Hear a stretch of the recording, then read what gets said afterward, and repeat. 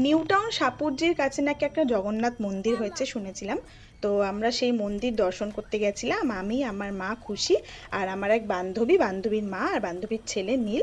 আমরা এই কজন মিলে পরশু দিন গেছিলাম এই মন্দির দর্শন করতে। দেখো মন্দিরটা কত সুন্দর আর ভীষণ বড় একটা জায়গা জুড়ে, মানে একটা ওপেন স্পেস আছে, বাচ্চারাও এখানে খুব মজা করতে পারবে, দৌড়াদৌড়ি খেলাধুলো খুব সুন্দর করতে পারবে। আর মন্দিরটা তো এত সুন্দর, একটা শান্ত নিরিবিলি পরিবেশে যে মনটা একেবারে ভরে যাবে। দেখতেই পাচ্ছ আমরা যে সময়টা গিয়েছিলাম মন্দিরে অতটা ভিড় ছিল না, একদম ফাঁকাই ছিল।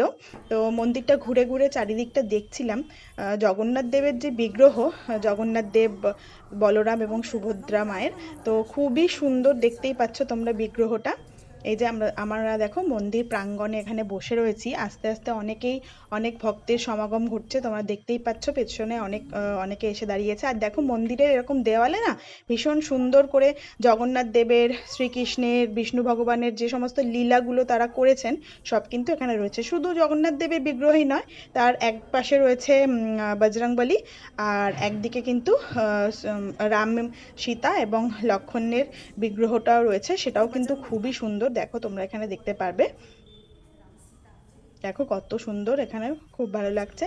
যখন আস্তে আস্তে অন্ধকার হয়ে আসছিল, সূর্য ডুবে যাচ্ছিল, তখন প্রকৃতিটা আরো সুন্দর হয়ে গেছে। আর দেখো মন্দিরের লাইটগুলো সব জ্বালিয়ে দেওয়ার পর এত ভালো লাগছিল। দেখো তোমাদের মন্দিরের চারপাশটা একটু দেখাই।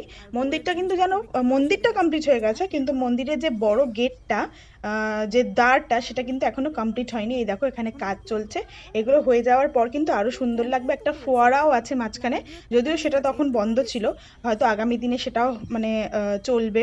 তো দেখো কি সুন্দর জায়গাটা, দেখছো কতটা একটা ওপেন স্পেস আছে, এখানে সবাই এসে বসতে পারবে, বসে একটু গল্প গুজব বলো, ভগবানের আরাধনা সবই করতে পারবে। দেখো মন্দিরটা কত সুন্দর লাগছে দেখতে লাইটগুলো জ্বলার পর, মানে আসতে ইচ্ছা করছিল না এখান থেকে, কিন্তু এখান থেকে আমাদের বাড়িটা অনেকটাই দূরত্বে, প্রায় পৌনে 1 ঘন্টা মতো আমাদের বাসে লেগে গেছে। তো এখন প্রায় 6টা মতন বেজে গেছে, বাড়ি ফিরতেও আমাদের লেট হয়ে যাবে। তো সেই জন্য এবার আস্তে আস্তে আমরা বাড়ির দিকে পা বেরালাম। এত সুন্দর জায়গা না, সত্যি বলবো তোমরা কিন্তু একবার করে অবশ্যই এখানে ঘুরে আসবে। টাটা।